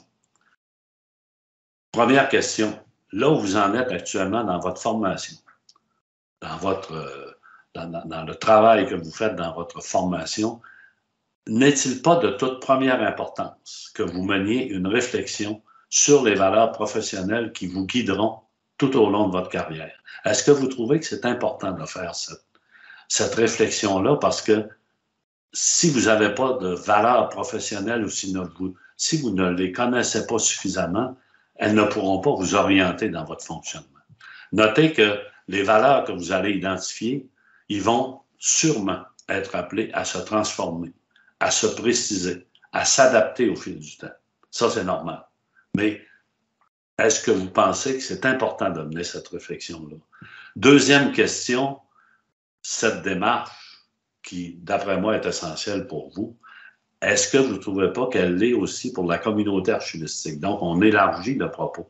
Est-ce que nos regroupements, est-ce que nos associations ne devraient pas nous aider à déterminer un certain nombre de valeurs qui pourront nous aider à fixer les nôtres? Donc, est-ce que c'est important, est-ce que c'est essentiel pour la communauté archivistique, pour les institutions où vous exercez votre profession et finalement pour la société en général qui profitera de vos compétences? Alors voilà, je pense qu'on est pas mal dans le temps. Je vous remercie infiniment de votre attention. Et maintenant, à vous de jouer. Merci beaucoup. Merci pour cette première partie. Vous voyez très bien, quand on suit un cours avec Carole, on ne passe pas à autre chose. Surtout, en tout cas pour mon cas, j'ai eu la chance d'avoir Carole Couture comme professeure pour le cours d'évaluation. Je n'ai pas pu passer à autre chose. Donc, je suis restée avec l'évaluation. Et donc, c'était vraiment un plaisir. J'ai appris beaucoup de choses. Ce regard un peu croisé nous a permis de visiter des valeurs. On a l'habitude de voir à l'intérieur de l'archivistique, entre nous, qu'est-ce qui est important, qu'est-ce qui est moins important. Là, c'est une vision assez élargie. Ça nous a fait ramener donc vraiment une vision d'ensemble et puis aussi une vision aérée pour voir qu'est-ce qui se fait et se dit à l'extérieur de l'archivistique avec les valeurs personnelles et les valeurs professionnelles de manière plus élargie. Donc, on prend volontiers quelques questions et avant les questions, on a dit qu'on allait proposer le fameux sondage. Donc, la question qu'on vous pose, vous voyez déjà le lien disponible dans le chat. Donc, vous pouvez vous connecter et répondre durant ce qui nous reste du temps pour intégrer puis proposer les termes qui représentent les valeurs utiles pour l'archivistique et pour l'archiviste. Donc, naturellement, je comprends que ça peut être dans la liste qu'on a vue ensemble, mais aussi complètement à l'extérieur de la liste. Hein? Tout à fait. Donc, ça peut être de ce qu'on a vu, ce qu'on a entendu, mais aussi votre retour, votre perception aussi. Le souhait de Carole, c'est aussi de vous entendre et d'avoir votre réaction, votre retour sur ce qui a été présenté, une réflexion très pertinente qui nous offre quelques questions assez existentielles de notre profession qui est la profession d'archiviste et puis l'approche de l'évaluation en particulier. Alors, entre-temps, le temps que notre nuage va être accumulé, enrichi, meublé, on peut prendre quelques questions de la classe. N'hésitez pas à poser vos questions. Écrire sur le chat, on peut récupérer les questions. Donc, n'hésitez pas, c'est une opportunité pour lancer ce débat aujourd'hui sur les valeurs, éventuellement.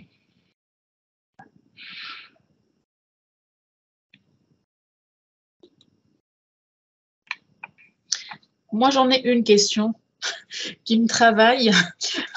Comme ça, je peux démarrer. Alors, effectivement, la question de la confiance en soi, tu as beaucoup insisté sur ce point et c'est quelque chose qui pourrait être un déterminant, je dirais, pour le positionnement de l'archiviste dans son milieu et qui va être aussi déterminant par rapport à la perception des autres professionnels, surtout qui ne va pas fonctionner seul. Tu as aussi beaucoup insisté sur l'interdisciplinarité, donc en raison de plus, comment il va gérer sa présence, comment il va proposer ses réponses avec un poids et avec une certaine consistance. C'est quelque chose qui est très, très critique. L'archiviste qui vient proposer ses réponses avec beaucoup de réticence, avec beaucoup de conditionnels dans les phrases. Comment tu vois ça, Carole, surtout dans un domaine où on est toujours amené et invité à discuter avec des informaticiens, avec des juristes, les beaux parleurs aussi, et bientôt d'autres professions, hein, les spécialistes des processus et tous ceux qui travaillent sur la qualité, la conformité, etc. Comment tu vois ça, Carole? Oui, en fait, c'est que toutes les valeurs qu'on a vues sont un peu toutes liées les unes aux autres. Hein. Et quand je parlais de professionnalisation, la valorisation, la sûreté qu'on a, la valeur qu'on accorde à la préparation qu'on a, à la discipline qui nous incombe. C'est une question essentielle parce que les étudiants qui sont avec vous, et toi, tu l'as sûrement vécu et aimé aussi, quand vous arrivez à une table de discussion où il doit se prendre des décisions, d'abord, il faut avoir été invité. Premièrement. Et souvent, les archivistes nous disent « Ah, c'est bizarre, moi, on ne m'a pas invité. On ne tient pas compte de ce que je fais. Ça n'intéresse personne. » Bien, c'est pas un reproche que je fais, là, mais souvent, les archivistes, on est tenté d'être very low profile et on est un petit peu derrière la parade. Et c'est pas nous qui allons se mettre devant la... Donc, c'est vraiment l'objectif, c'est de sortir de notre coquille et c'est d'être certain de la valeur de ce qu'on apporte, de ce qu'on va apporter. Et ça se dégage avant même que les réunions commencent. Dans votre institution, vous avez une place à prendre. La place que vous devez prendre, c'est par toutes sortes de moyens. Toutes sortes de moyens de socialisation, toutes sortes de moyens d'intervention qui souvent n'ont pas nécessairement comme objet les archives. Je vous donne un exemple. Quand j'étais, je ne veux pas me donner un exemple, c'est pas ça l'objectif, mais la situation va vous donner un exemple. J'étais archiviste, responsable des archives à l'Université de Montréal. On m'avait demandé de faire partie d'un comité sur la toponymie à l'université. Autrement dit, tu connais le campus, Basma, il y a plein de rues, il y a plein etc. Et on m'avait dit, comme vous êtes archiviste, est-ce que vous n'avez pas quelque chose, est-ce que vous n'auriez pas des noms à nous proposer, de personnages, etc. J'aurais pu être tenté de dire, plus ça n'a rien à voir avec les archives. Là. Moi, je suis un archiviste. Mon travail, c'est de rendre accessibles les archives de l'institution. La toponymie, c'est pas ma tasse de thé. Au contraire, je suis sauté sur l'occasion pour aller dans ce comité, mais naturellement, en étant un petit peu humble, dans le sens que c'était tous des grands décideurs qui étaient là, parce que souvent, les comités de toponymie, c'est des grands décideurs, et donc, moi, j'arrivais avec des connaissances archivistiques, qu'est-ce que je pouvais y apporter? Mais finalement, d'abord, j'ai apporté des choses, et deuxièmement, ça a fait en sorte que tous ces gens-là ont dit « Ah, parce que ça me permettait d'expliquer c'était quoi le travail qu'on faisait aux archives, en quoi les propositions que je faisais, que je ferais, étaient bien ancrées dans les archives de l'université. » Alors, ça a fait en sorte, c'est un exemple, il peut y en avoir plein d'autres, ça a fait en sorte de faire connaître le service des archives, qui est quand même souvent assez peu connu dans une institution, et de faire connaître aussi, est-ce qu'on a affaire à un archiviste dynamique? Est-ce qu'on a affaire à quelqu'un qui veut prendre sa place? Et c'est comme ça, à un moment donné, que se développe la place que vous occupez dans l'institution. Et ça, c'est un exemple. Donc, je serais tenté de dire, à chaque fois qu'on vous lance, que vous recevez quelque chose comme étant un petit défi, et on serait tenté de dire, oh, je suis peut-être pas compétent pour aller là, moi. Allez-y. Allez-y. Vous ne pouvez pas être perdant. C'est vous faire connaître votre domaine d'activité, et avec le temps, avec la multiplication de ces interventions-là, ça fait que vous prenez une place dans la gestion quotidienne de votre institution. Et ça serait la même chose. Souvent, des étudiants me disaient, vous savez, en stage, les gens me disaient, on va discuter avec des informaticiens. Alors, eux, c'est peut-être un peu moins vrai maintenant, mais on a toujours eu tendance à dire ils savent tout, ils ont plein de solutions. Bien, les informaticiens, quand on discute avec eux et qu'on leur parle justement d'évaluation des archives, c'est une préoccupation que ces gens-là n'ont jamais eue la plupart du temps. Eux, ils créent de l'information, puis Est-ce qu'elle va être conservée? Ce n'est pas leur problème. Nous, c'est notre problème.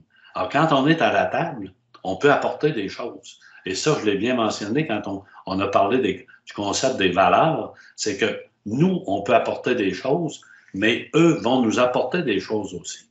Alors, c'est pour ça que je reviens à ta question de la confiance en soi.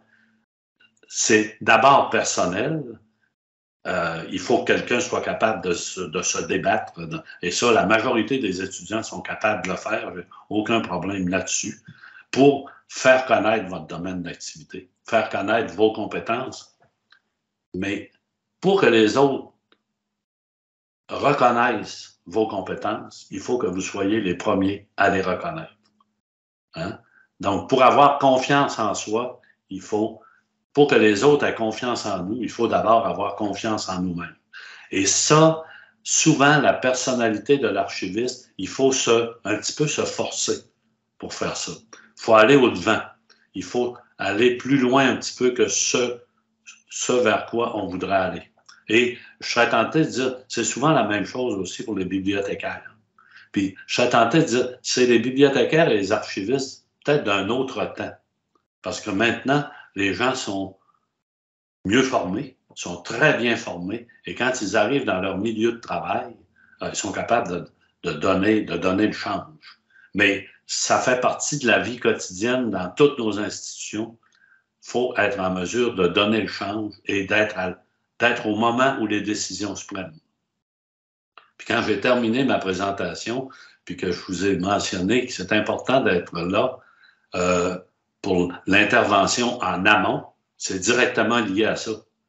Si vous n'êtes pas là quand les décisions se prennent pour la création de l'information, vous n'êtes pas autour de la table pour participer à la prise de décision, vous allez hériter de décisions auxquelles vous n'avez pas participé. Alors, je ne sais pas si ça répond à ta question, là, mais moi, je dis toujours aux étudiants, vous êtes prêts. Vous êtes prêts à aller vers ça, vous êtes capable de faire ça. Quelle que soit votre personnalité, vous êtes capable d'aller de l'avant et de dépasser. C'est toujours un défi. C'est toujours un défi de participer à ces démarches. Mais votre mot à dire est extrêmement important. Clairement. Merci beaucoup, Carole. Est-ce qu'on peut prendre une question de la classe?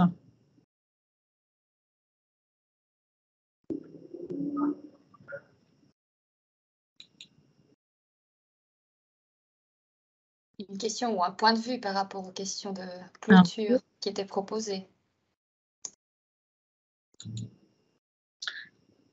Je vais me poser une question, moi. Je vous pose la question là, de la conclusion.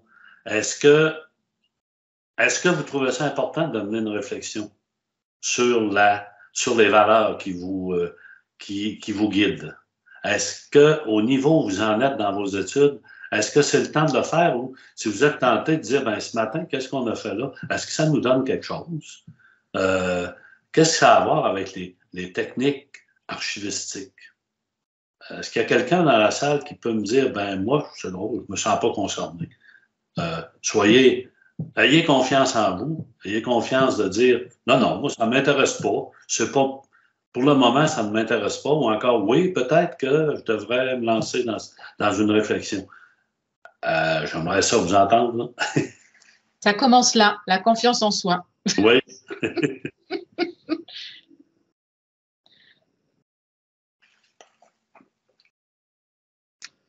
Qui aimerait prendre la parole?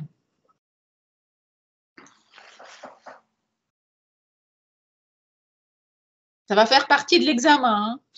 C'est en passant. Alors, on a Anthony qui veut prendre la parole volontiers pour la caméra et le micro en fonction. Allez-y, allez-y. Oui, peut-être en la main si j'y arrive. Voilà. On te reçoit. Bonjour, Anthony. Bonjour. Merci pour la présentation. Déjà, c'était très intéressant. Moi, je vous avoue que moi, je me mène la réflexion personnelle parce que je suis un peu comme ça, que je me pose tout le temps plein de questions sur tout.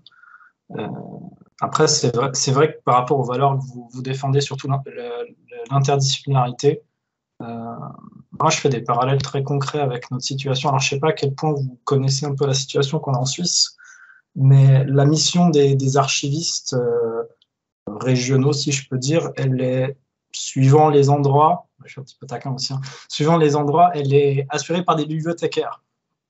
Et il manque un petit peu vraiment cette définition et si je peux dire, cette professionnalisation suivant où on se trouve dans notre pays, parce que ces tâches sont pas toujours assurées par des bibliothécaires. Et vous qui avez du coup travaillé sur cette question, comment vous pourriez, quels seraient les arguments, à votre avis, pour pousser ces changements institutionnels, surtout dans notre cas à Genève, par exemple, ça n'a rien à voir avec les compétences professionnelles, mais ça a tout à voir avec les décisions politiques. Oui, en fait, c'est souvent, comme vous dites, des décisions politiques, mais c'est directement lié avec ce que je mentionnais là, à quelques reprises, la présence de notre intervention dans le milieu professionnel, dans les regroupements professionnels. Est-ce que je vais vous relancer la question, est-ce que d'après vous, vos regroupements professionnels au niveau des archivistes, je sais que vous faites partie d'une association professionnelle qui regroupe les archivistes et les bibliothécaires. Je pense, est-ce que je me trompe? Il me semble qu'il y a deux associations séparées. Il y a l'association des archivistes suisses, et il y a aussi une autre structure qui inclut théoriquement les archivistes. Sauf ça c'est formel, mais le plus établi comme pratique, il y a quand même deux voies. Alors qu'au niveau de la formation, au niveau roman, en tout cas au niveau suisse, on est les seuls à former dans ce domaine comme cursus francophone. Il y a un cursus à Alémanie qui est à Coire et qui inclut un peu les deux, donc qui réunit au niveau formation les deux domaines. Ça, c'est au niveau de la formation. Puis après, au niveau de la pratique professionnelle, on se retrouve dans pas mal de réalités. Nos étudiants sont formés avec plusieurs matières qui vont dans l'essence des données, donc les livres et puis aussi les archives. Au niveau professionnel, dans pas mal de situations, on se retrouve avec des structures plus ou moins multitâches qui couvrent aspect archives et bibliothèque. Et au niveau associatif, c'est vraiment deux voies. On n'a pas le luxe partout d'avoir des structures dédiées aux archives. En général, le cas de figure le plus répandu, c'est documentation et archives et bibliothèque un peu dans le même panier. C'est en général la situation, ça n'exclut pas des fois des services d'archives dédiés, mais ce n'est pas le luxe qu'on trouve un peu partout. Est-ce que je reviens avec la question que Anthony posait et je la repose à Anthony. Est-ce que, selon toi, Anthony, est-ce que quelqu'un qui est formé actuellement dans votre école, donc en bibliothéconomie, est capable d'intervenir en archivistique? Est-ce que vous avez des cours communs qui permettent aux bibliothécaires, si on parlait d'intégration à un moment donné, de faire en sorte qu'un bibliothécaire soit un archiviste un bibliothécaire, est-ce que vous êtes rendu là ou si, encore une fois, il faut que l'intervention archivistique soit faite par un archiviste? Selon ce que je comprends de ta question, Anthony, c'est que tu te demandes comment se fait-il que souvent ce soit les bibliothécaires qui soient en train de faire du travail dans le domaine des archives. Est-ce que je me trompe? C'est ça la question que tu voulais soulever. Effectivement. Alors oui, on a un tronc commun donc dans notre formation où on a des cours d'archivistique, des cours de bibliothéconomie, puis deux cours de carrément d'autres sujets. On a des cours IT ou des cours de veille. Et après, on peut se spécialiser dans le cours à choix. Donc on a vraiment ce tronc commun qui donne des compétences. Anthony, est-ce que tu seras en mesure d'intervenir dans une bibliothèque? Oui. Moi, je travaille en plus, je travaille dans deux types d'institutions, dans les deux. OK. Donc, vous êtes... C'est parlant. Est-ce que je me trompe en pensant que vous êtes presque rendu à l'intégration? Le bibliothécaire peut faire le travail d'archiviste et un archiviste peut faire du travail de bibliothécaire. C'est peut-être ça notre problème, du coup. C'est que si on forme les gens à être aussi polyvalents que ça, pourquoi on a encore nos catégories de métiers Oui, parce que tout ça fait partie, dans mon esprit, des sciences de l'information. Voilà. Et si vous en êtes rendu là, si votre formation vous permet d'arriver à ça, est-ce que je me trompe en disant que j'ai de la difficulté à voir que c'est un problème? C'est plutôt, est-ce que ce ne serait pas plutôt une solution? Alors ça sera aux décideurs, je pense, de trancher. Le problème auquel nous, on est confrontés, c'est la différence de pratique, en fait. C'est un problème très suisse, où je prends la voiture, je roule un quart d'heure, ils font plus pareil, ils font pas la même chose que nous, par exemple. Je ne sais pas si j'ai répondu à ta question, Anthony. Probablement pas, mais je suis très conscient de cette difficulté-là, mais je serais tenté de dire, là, je vais peut-être dire une énormité, j'espère que non, mais déjà de voir que des bibliothécaires font un travail d'archiviste, c'est moins difficile à accepter que de penser que le travail des archivistes sont faits par des gens qui n'ont aucune formation dans le domaine des sciences de l'information. C'est déjà un peu plus facile à accepter. Oui, très clair. Parce qu'on fait tous, moi, dans notre école, l'école de bibliothéconomie et des sciences de l'information, tout ce beau monde est formé en sciences de l'information, mais, Basma, tu t'en souviens bien, les archivistes font une formation particulière, les bibliothécaires en font une autre. Et moi, j'ai toujours dit aux étudiants, c'était pas tout le monde qui aimait ça quand je disais ça, faites la formation en archivistique, vous allez pouvoir faire les deux.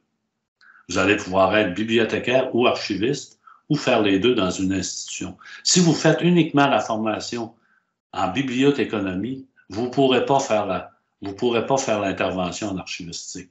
Alors, je ne sais pas si c'est clair, ça ne répond pas directement à la question d'Anthony, mais tout ça pour dire que je reviens encore à ce que je mentionnais. On ne peut pas faire un travail d'archiviste si on n'a pas une formation en archivistique. Je n'ai pas dit le nombre d'heures qu'on doit avoir en archivistique. C'est d'être en mesure de comprendre et d'avoir déjà absorbé les principes de base de l'archivistique. Quelle que soit la spécialisation qu'on va y donner. Là.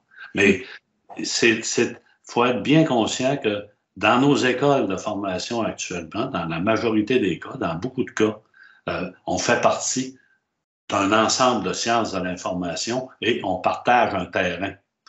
Et quand je parlais de l'exemple de Bibliothèque et Archives nationales du Québec, tous les gens qui travaillent là sont passés par l'école de bibliothéconomie et des sciences de l'information. Donc, ils sont capables de travailler ensemble parce que dès le moment où ils étaient sur les bancs de l'école, ils étaient déjà habitués à travailler ensemble sur des problématiques de sciences de l'information.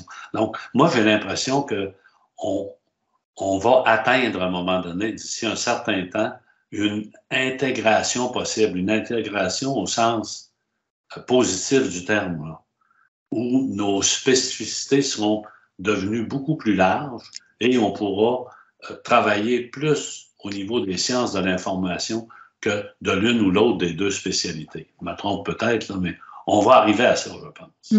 Et d'ailleurs, c'est l'objectif qu'on se donne quand on fusionne des institutions comme Bibliothèque et Archives nationales du Québec, c'est que tout ce monde-là, maintenant, travaille ensemble et plus on avance dans le temps, moins les gens ont l'impression d'intervenir spécifiquement en archivistique ou en bibliothéconomie. Quand ils sont sur des projets communs, ben, tout le monde travaille sur le même projet. Tout à fait. C'est exactement la réflexion qui se dégage finalement. Et à cet égard, on peut même se rappeler deux exemples qui reviennent déjà pas mal dans les besoins au niveau de la formation continue ou bien au niveau des projets récents. Le premier exemple, c'est la fameuse compétence autour de l'archivage des données de la recherche. Dans le milieu académique, dans les bibliothèques académiques, c'est une compétence, une tâche qui est accordée et qui est planifié dans le profil des bibliothécaires. Mais archiver les données veut dire réussir le nommage, travailler sur la structuration et donc classification, l'arborescence de classification et évaluation. Donc, quoi garder, quoi pas garder, quoi protéger. Eh ben, on se retrouve dans les fonctions archivistiques. Tout à fait. Et là, il faut que les deux travaillent. Et là, et voilà. Et là, donc, c'est une illustration frappante parce que depuis au moins 5 ans, une demande assez importante au niveau de la formation à ce niveau-là, qui vient des universités, l'université de Neuchâtel, de Fribourg, l'université de Zurich. C'est des formations qui se font sous plusieurs formes, même des écoles d'été. Le deuxième exemple qui me revient tout de suite en t'écoutant, c'est aussi la fameuse fonction de l'archivage pérenne. L'archivage à long terme maintenant, et puis comment amener établir les règles et les bonnes pratiques et les bons formats pour garantir donc l'accessibilité durable des contenus. Contenu dans l'absolu, donc un objet numérique, qu'il soit par derrière un livre ou bien un fond ou un dossier d'archives, c'est plus très problématique au fond. C'est plutôt la plateforme et les exigences normatives par rapport à ce qu'on doit considérer dans la configuration de la plateforme de pérennisation. Là encore, une rencontre assez pratique et aussi rationnelle. BAC, exemple de BAC, je ne vois pas une plateforme pour les archives, une autre plateforme de pérennisation pour les livres. Parce que naturellement, le système n'a pas besoin de discriminer la nature de ces objets numériques. Donc, au moins, deux illustrations qui nous disent et qui nous démontrent qu'il y a des rencontres possibles qui peuvent partir de l'harmonisation pour atteindre l'intégration si on va avec une maturité avancée, effectivement. Quand tu parles le premier exemple que tu donnes, c'est que souvent, l'institution qui pose la question, ce n'est pas à elle à faire la distinction. C'est à nous à faire la distinction. C'est la même chose que quand tu vas consulter un médecin, tu vas d'abord consulter un généraliste la plupart du temps. Nous, on n'a pas trop l'idée de savoir vers quel spécialiste on va pouvoir se tourner. Alors, c'est au généraliste à nous indiquer, à nous donner la route.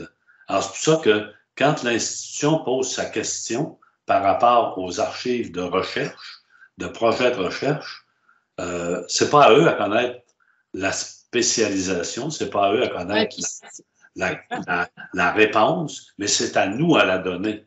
Et c'est là qu'on a besoin des deux domaines d'activité, actuellement en respectant les spécificités des deux, mais on a besoin des deux pour donner une réponse adéquate à cette situation-là ou à cette question.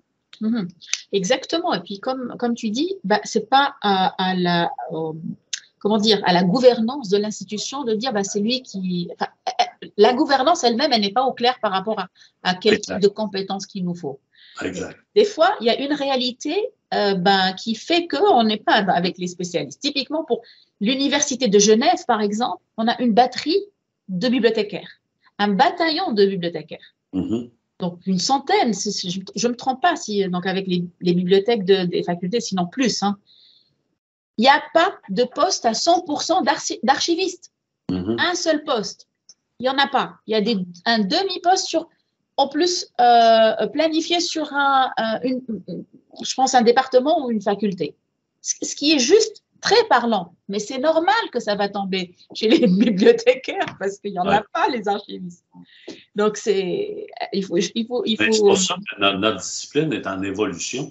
Exactement. Notre profession est en évolution et quand on parle de professionnalisation, ça donne encore plus d'importance à cette valeur qu'on doit défendre, de bien faire reconnaître la préparation académique qu'on a, de bien faire reconnaître les compétences qu'on peut faire valoir et l'expertise de l'archivistique. Mais là, quand on parle comme ça, on a l'air de dire « ça existe ». Ça n'existe pas. C'est à bâtir. Dans certains milieux, c'est fait. Dans d'autres milieux, c'est pas fait. C'est en émergence et il faut travailler à mettre ça en place. Alors, c'est pour ça qu'il n'y a pas un milieu qui est comparable. Quand je regarde ici au Québec, dans la majorité des universités, le travail de l'archiviste, le service des archives de l'université, que ce soit un service d'archives ou un service de gestion de documents, est relativement bien reconnu. Ça va bien. Mais dans d'autres domaines d'activité, tout est à bâtir. Là. Et c'est pour ça que le défi est plus ou moins grand selon l'endroit où on va aller. Et la force de l'individu et les valeurs de l'individu doivent être d'autant plus solides et d'autant plus fortes, et j'en reviens aux valeurs, que l'institution où on s'en va est plus ou moins bien organisée actuellement. On reconnaît de façon plus ou moins importante la question des archives. Ah, il n'y a pas un endroit où c'est la même chose, mais c'est comme ça dans tous les domaines. Hein. Dans le domaine de la santé, c'est la même chose. Dans tous les domaines, il y a des endroits qui sont plus développés, d'autres qui sont moins développés. Ça veut dire que vous avez des défis plus ou moins grands à relever selon l'institution où vous allez aller travailler. Il y a des institutions où ça va être relativement facile, où vous allez pouvoir vous consacrer à des tâches beaucoup plus techniques parce que la démonstration de l'importance de votre intervention a déjà été faite. Mais dans d'autres cas, tout est à faire. Et là, vous voyez que votre travail, votre intervention va prendre une route tout à fait différente. Clairement. Aimée, tu voulais nous rappeler l'heure, c'est ça? Exactement. Et puis le message très intéressant. Voilà, volontiers, si on peut peut-être, d'habitude on finit à 45, donc si on peut clôturer, au moins pour ceux qui souhaitent clôturer ce cours, quitte à ce qu'on prolonge après avec ceux qui souhaitent rester. Comme ça, on peut regarder un peu les résultats qui ont affiché. Oui, volontiers. Donc, et le nuage de mots arrive. Ah, c'est bien. Interdisciplinarité au milieu, assez mis en évidence. Intégrité, autonomie, ce qui ressort le plus visible. Socialisation professionnelle, on retrouve et on rencontre un peu un écho presque parfait par rapport à la présentation. Voilà, cultiver sa confiance. Effectivement, c'est quelque chose qui évolue. On n'a pas le même niveau de confiance le premier jour de travail. On ne sort pas avec le même degré, en tout cas de confiance. Je suis très content de voir que l'interdisciplinarité ressort aussi fortement parce que c'est directement lié avec la question que posait tout à l'heure Anthony. Là, et il faut bien se rendre compte que maintenant, on est dans tous les milieux de travail, on fait partie d'équipes multidisciplinaires et il faut faire notre place dans ces équipes-là. Et faire sa place, c'est directement lié avec plein de choses qui sont autour de l'interdisciplinarité quand on parle d'autonomie, de collaboration, de confiance en soi, d'ouverture, de cultiver sa personnalité. Ça aussi, c'est important de se cultiver sa personnalité parce que les valeurs qu'on va se donner sont directement liées avec notre personnalité. On peut bien dire à quelqu'un qui est extrêmement gêné, pour qui c'est difficile d'échanger avec d'autres personnes, on peut bien dire faut se lancer, il faut se donner des défis, mais c'est lié avec la personnalité de chacun aussi, là. Et ça aussi, ça a une importance. Ça va déterminer le genre d'action qu'on va faire aussi parce que il y a des archivistes qui préfèrent travailler de façon plus personnelle, sans nécessairement aller dans des équipes interdisciplinaires. Ça va orienter le choix de votre employeur futur aussi. Ça vous oriente dans les défis que vous voulez relever, là. Mais j'aime beaucoup ce tableau. Ouais. Et puis, c'est intéressant, sens pédagogique aussi, métier, parce que communication diplomatique, c'est un peu le segment qui embête un peu pas mal d'archivistes, c'est-à-dire, comme tu le disais tout à l'heure, on est embêté si on nous demande d'expliquer et de juste établir une communication, une banalisation un peu pour rendre et décrire de manière accessible ce qu'on fait, sans se lancer dans le jargon technique difficile à comprendre et à suivre. Et ça, je trouve que la communication avec beaucoup de diplomatie, évidemment, et puis le sens pédagogique, c'est quelque chose qui est assez nécessaire, assez importante. Oui, parce que c'est tout le développement de l'argumentation, l'argumentaire. Et ça, à tous les jours, on est souvent obligé de développer une argumentation pour expliquer à des gens qui ne savent pas ce que sont les archives. Et ça, il faut le prendre comme étant normal. Nous, on est des archivistes et on se dit, comment se fait que les gens ne comprennent pas ça? Ben oui, mais les gens ont d'autres choses à faire et ce n'est pas leur spécialité. Mais c'est à nous de développer un argumentaire, de développer des arguments et de pouvoir leur expliquer dans des mots compréhensibles ce que sont les archives et à quoi peuvent servir les archives. Et ça, c'est un élément fort important quand on parle d'interdisciplinarité, quand on parle d'être capable d'échanger avec les autres. Il faut être capable de prendre un langage qui soit compréhensible par tous. Et ça, on le développe naturellement par l'expérience, mais par le développement d'un argumentaire. Et ça, on a besoin de ça tous les jours. Quand vous allez rencontrer votre premier responsable de budget qui va vous demander pourquoi vous avez besoin de tel élément, si vous lui dites, ben c'est parce qu'en archivistique, on est responsable du respect des fonds d'archives, vous ne réussirez pas à l'atteindre. Il faut trouver d'autres moyens pour lui faire comprendre qu'est-ce que c'est le travail derrière le travail en archivistique. Il faut développer un langage compréhensible par tous. Et ça c'est un élément très important qui s'acquiert par la formation que vous vous donnez et par l'expérience que vous allez acquérir aussi. Et toute la dimension, je ne veux pas rallonger, là, mais toute la dimension politique d'une institution. Si vous êtes dans une université, il y a une dimension politique particulière. Si vous êtes dans une municipalité, dans une commune, vous avez une dimension politique particulière. Si vous n'êtes pas capable de saisir cette dimension politique, de saisir les opportunités politiques qui se présentent, vous allez avoir des problèmes. Il faut comprendre le fonctionnement de l'institution envoyée. Puis ça, c'est vrai pour l'archiviste, mais c'est vrai pour n'importe qui d'autre. Et souvent, on se dit, comment se fait que cette personne a réussi à faire comprendre son discours? Parce que cette personne a compris le caractère ou les particularités politiques de son domaine d'activité. Ça a l'air ça fait un peu sermon, là, mais... En tout cas, c'était très enrichissant ce qu'on a eu comme discussion, et puis surtout ce retour qui vient enrichir notre vision aussi. Donc, les étudiants ont pu ajouter des termes et des idées honnêtement que je ne voyais pas. Et c'était très complémentaire. Donc, merci beaucoup, Carole, pour cette belle discussion. C'est moi qui vous remercie pour l'invitation. Ça a été vraiment très intéressant en ce qui me concerne, en tout cas, de participer à cette activité-là et d'avoir au bout de la ligne là, ce résultat du nuage qui nous donne une bonne façon de voir la répartition de l'importance d'un certain nombre de choses. Alors, je vous remercie infiniment. Ça a été très agréable. Merci beaucoup encore pour tout. Et on partage avec toi volontiers le nuage de mots qui s'est dégagé de cette discussion. Et pour nos étudiants, on remercie tous ceux qui étaient avec nous de la classe et en dehors de la classe. Merci pour votre attention, votre présence. Je vous retrouve avec plaisir la semaine prochaine.